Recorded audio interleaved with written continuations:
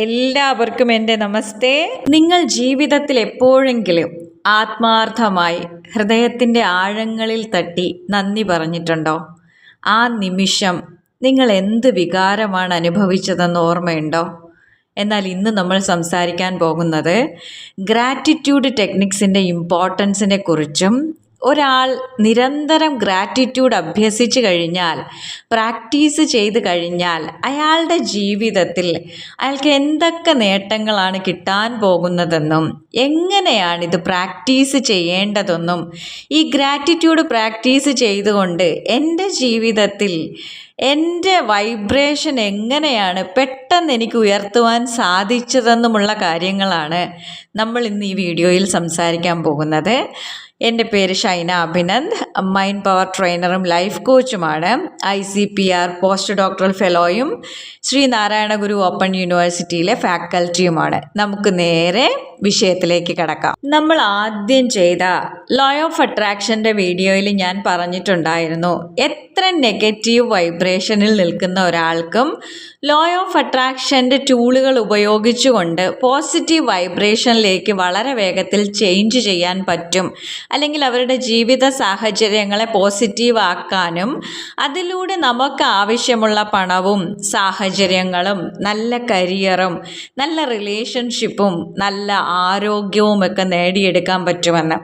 ഒരാളോട് നന്ദി പറയുമ്പോൾ അവർക്ക് എന്താണ് ഫീൽ ചെയ്യുന്നത്, അല്ലെങ്കിൽ അവരുടെ ജീവിതത്തിൽ എന്ത് മാറ്റമാണ് വരാൻ പോകുന്നതെന്ന് നമുക്കൊരു ഉദാഹരണത്തിലൂടെ നോക്കാം.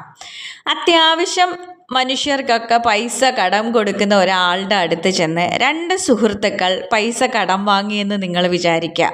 അപ്പോൾ അവരുടെ ജീവിതത്തിൽ എന്തോ ഒരു വലിയ കാര്യം നടത്തിയെടുക്കാൻ വേണ്ടിയിട്ടുള്ള സമയം വന്നപ്പോഴാണ് ഇവർ രണ്ടുപേരും ആ നാട്ടിൽ അത്യാവശ്യം റിച്ചായിട്ടുള്ള സാമ്പത്തികമായിട്ട് മുന്നോക്കം നിൽക്കുന്ന ഒരു വ്യക്തിയിൽ നിന്ന് പോയി കാശ് ചോദിച്ചു.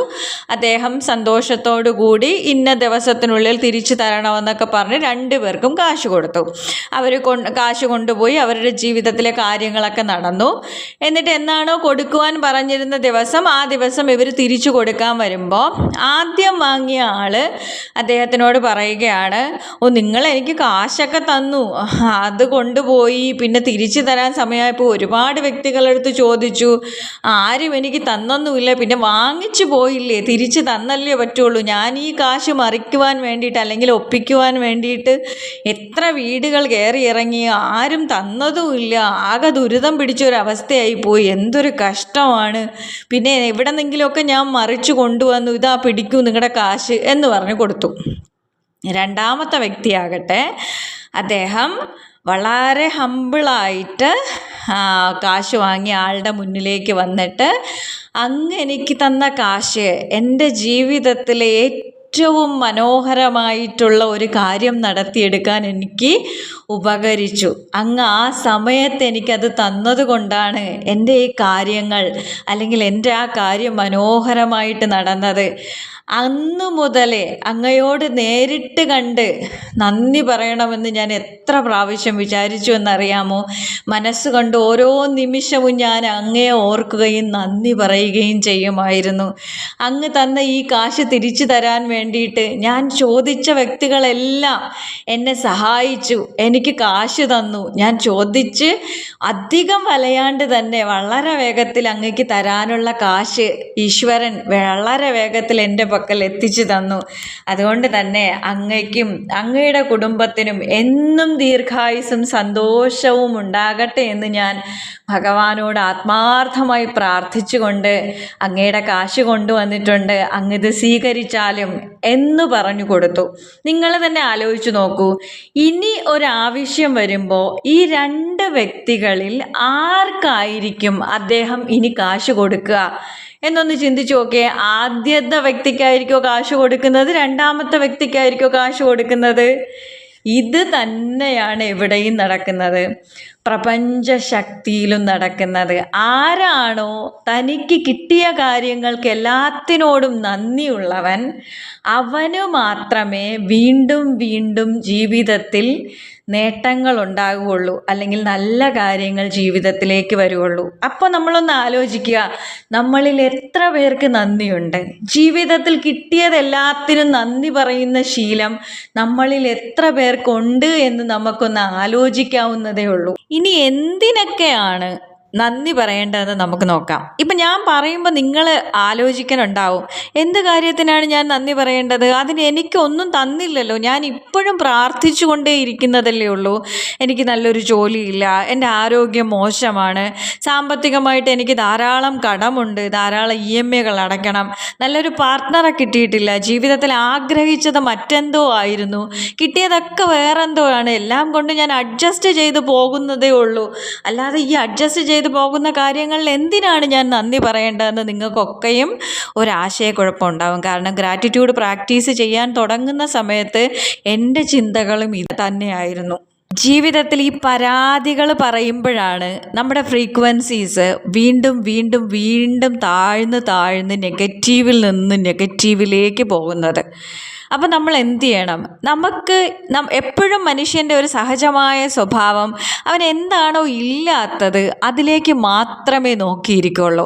നമുക്ക് ലഭിച്ചതിനെക്കുറിച്ചോ നമുക്ക് ഇന്നോളം ഈശ്വരൻ തന്ന അനുഗ്രഹങ്ങളെക്കുറിച്ചോ ഒന്നും ചിന്തിക്കില്ല. നമ്മൾ ഗ്രാറ്റിറ്റ്യൂഡ് പറയുമ്പോൾ എന്തിനെക്കുറിച്ചാണ് പറയേണ്ടതെന്ന് വെച്ച് കഴിഞ്ഞാൽ, ഇന്നോളം ജീവിതത്തിൽ ഈശ്വരൻ എന്തൊക്കെ തന്നിട്ടുണ്ടോ അതിനൊക്കെ നമുക്ക് നന്ദി പറയാം. നല്ല ജലം കിട്ടുന്നുണ്ടോ കുടിക്കാൻ? ശുദ്ധമായ വെള്ളം. ഇന്ന് നമ്മൾ വെള്ളം കുടിച്ചില്ലേ? ആ ജലം എവിടെ നിന്നാണ് കിട്ടിയത്? ഈശ്വരനല്ലേ നമുക്കത് തന്നത്. നമ്മൾ ഉണ്ടാക്കിയ കിണറെന്നായിരിക്കും നമ്മളത് കുടിച്ചത്. പക്ഷെ എന്നിരുന്നാലും ആ കിണറ്റിൽ ഇപ്പോഴും നിങ്ങൾക്ക് വെള്ളം കിട്ടുന്നുണ്ടെങ്കിൽ അത് നിങ്ങളുടെ കഴിവല്ല, അത് പ്രപഞ്ചശക്തിയാണ് ആ കിണറിലേക്ക് അത് നിറച്ചിരിക്കുന്നത്. ഒന്ന് മനസ്സിലാക്കുക, ലോകത്തുള്ള എത്രയോ പേർക്ക് ഇന്ന് ഈ കുടിവെള്ളം എന്ന് പറയുന്നത് സ്വപ്നങ്ങൾ മാത്രമാണ്. മാസത്തിൽ ഒരിക്കൽ എവിടെന്നോ വരുന്ന വെള്ളം കൊണ്ടുവരുന്ന വണ്ടിക്ക് വേണ്ടി കാത്തിരിക്കുന്ന എത്രയോ ലക്ഷം ജനങ്ങൾ നമ്മുടെ ഭാരതത്തിലും ഭാരതത്തിന് പുറത്തുമുണ്ടെന്ന് നിങ്ങൾ മനസ്സിലാക്കുക. അപ്പം നിങ്ങൾക്ക് വെള്ളം കിട്ടിയെങ്കിൽ നിങ്ങൾ അതിന് തീർച്ചയായും നന്ദി പറയേണ്ടതല്ലേ? നിങ്ങൾക്ക് കിടന്നിറങ്ങാൻ ഒരു വീടുണ്ടോ? എത്രയോ ലക്ഷം പേർക്ക് അതില്ല. അപ്പോൾ നിങ്ങൾക്ക് ആ വീട് കിട്ടിയതിന്, ആ വീട് തന്ന ഈശ്വരനോട്, പ്രപഞ്ചശക്തിയോട് നിങ്ങൾ നന്ദി പറയണ്ടേ? തീർച്ചയായും നന്ദി പറയണം. ഇന്ന് നിങ്ങൾക്ക് കഴിക്കാൻ എന്തെങ്കിലും കിട്ടിയോ? കിട്ടിയിട്ടുണ്ടാവും. ആ കിട്ടിയ ആഹാരത്തിന് നന്ദി പറയുക. കാരണം ദശലക്ഷക്കണക്കിന് ആൾക്കാർക്ക് ഒരു നേരത്തെ ആഹാരമെങ്കിലും കിട്ടിയെങ്കിലെന്ന് സ്വപ്നം കണ്ട് ഈശ്വരനോട് പ്രാർത്ഥിച്ചുറങ്ങുന്ന എത്രയോ മനുഷ്യരുണ്ട് നമുക്ക് ചുറ്റും. വിശന്ന് പട്ടിണി കിടന്ന് മരിക്കുന്ന എത്രയോ കുട്ടികളുണ്ട് നമുക്ക് ചുറ്റും. അപ്പം നമുക്ക് ആഹാരം കിട്ടിയെങ്കിൽ ഈശ്വരനോട് നമ്മൾ നന്ദി പറഞ്ഞേ പറ്റൂ. ഇനി നിങ്ങൾ കൊടുക്കാൻ വസ്ത്രങ്ങളുണ്ടോ? ആ വസ്ത്രങ്ങൾക്ക് നിങ്ങൾ ഈശ്വരനോട് നന്ദി പറയുക. നല്ല വസ്ത്രം കിട്ടാതെ സ്വപ്നം കണ്ട് ജീവിക്കുന്ന എത്രയോ മനുഷ്യരുണ്ട്. നമുക്ക് നല്ല വിദ്യാഭ്യാസം കിട്ടിയിട്ടുണ്ടോ? അതിന് നന്ദി പറയുക. ഇന്ന് ശുദ്ധവായു ശ്വസിക്കാൻ സാധിച്ചുവോ? ഭാരതത്തിൽ തന്നെ പല നഗരങ്ങളിലും ശുദ്ധവായു എന്ന് പറയുന്നത് ഇന്ന് കാണാൻ പോലും കിട്ടാത്ത, അനുഭവിച്ചറിയാൻ കിട്ടാത്ത സാധനമായി മാറിക്കൊണ്ടിരിക്കുകയാണ്. അപ്പോൾ അതിന് നന്ദി പറയാം. ഒരു ദിവസം നമ്മുടെ ജീവിതത്തിൽ പ്രപഞ്ചശക്തി നമുക്ക് അനുഗ്രഹിച്ച് തരുന്ന 10 കാര്യങ്ങൾക്കെങ്കിലും നമുക്ക് നന്ദി പറയാം. ആ നന്ദി നമ്മളെ കൂടുതൽ കൂടുതൽ നല്ല കാര്യങ്ങൾ നമ്മളിലേക്ക് അട്രാക്റ്റ് ചെയ്യാനായിട്ട് സഹായിക്കും. ഒരു 10 കാര്യത്തിന് നന്ദി പറയുവാൻ ആർക്കും അത്ര പഞ്ഞൊന്നും ഉണ്ടാവില്ല. നല്ല പാരൻസിനെ ലഭിച്ചതിന് നന്ദി. നമ്മുടെ മാതാപിതാക്കന്മാർ എത്രയോ കഷ്ടപ്പെട്ടിട്ടാണ് ഇന്ന് നമ്മൾ നിൽക്കുന്ന ഈ അവസ്ഥയിലേക്ക് എത്തിയത്. അവരുടെ നല്ല കാലം അത്രയും അവർ പ്രയത്നിച്ചതിൻ്റെ ഫലമല്ലേ ഇന്ന് നമ്മൾ നല്ല ആയുരാരോഗ്യത്തോടെ നിൽക്കുന്നത്.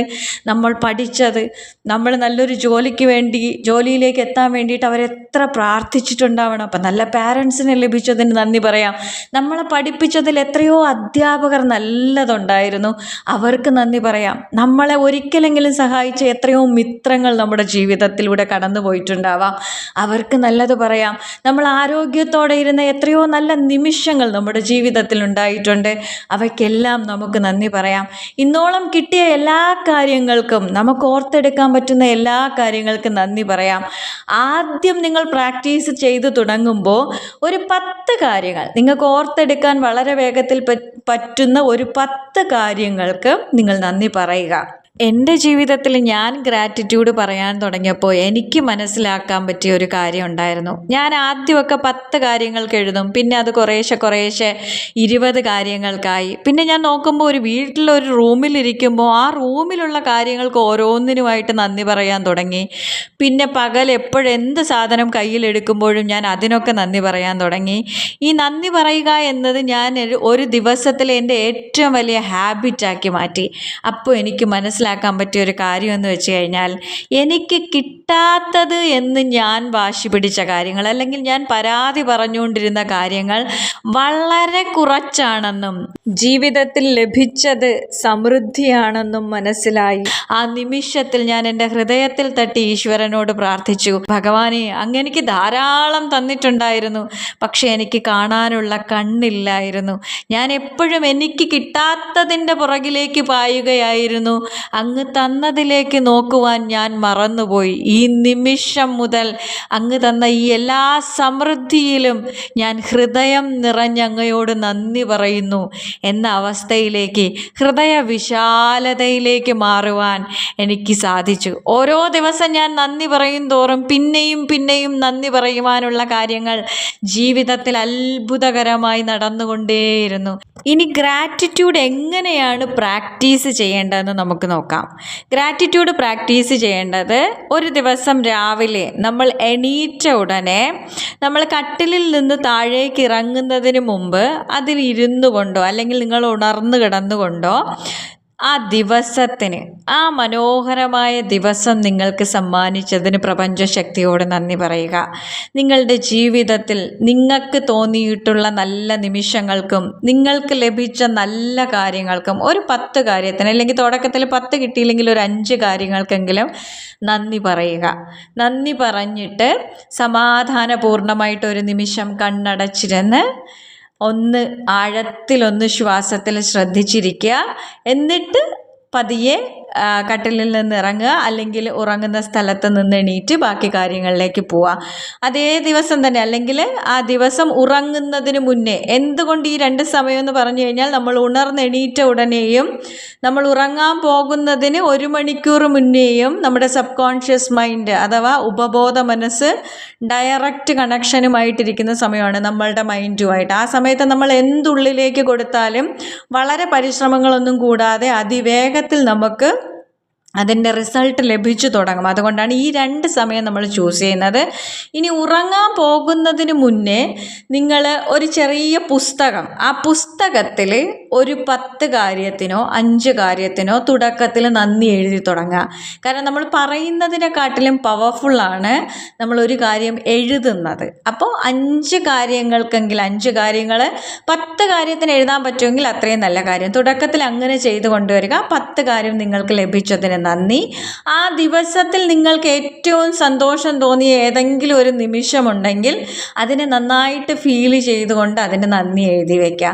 നിങ്ങൾക്ക് കാണാം, അടുത്ത ദിവസങ്ങളിലൊക്കെയും അത്ഭുതകരമായി നിങ്ങളുടെ ജീവിതത്തിലേക്ക് പോസിറ്റീവായിട്ടുള്ള കാര്യങ്ങൾ നടക്കുന്നതും കൂടുതൽ നന്ദി പറയുവാനുള്ള സാഹചര്യങ്ങൾ പ്രപഞ്ചശക്തി നിങ്ങളിലേക്ക് എത്തിക്കുന്നതും, കൂടാതെ നിങ്ങളെ ഏറ്റവും ബെസ്റ്റായിട്ടുള്ളൊരു ഹ്യൂമൻ ബീയിങ് ആയിട്ട്, ഒരു മനുഷ്യനായി മാറി വരുന്നത് നിങ്ങൾക്ക് അനുഭവിക്കാൻ സാധിക്കും. ഒരു 21 ദിവസം നിങ്ങളിത് പ്രാക്ടീസ് ചെയ്യുക.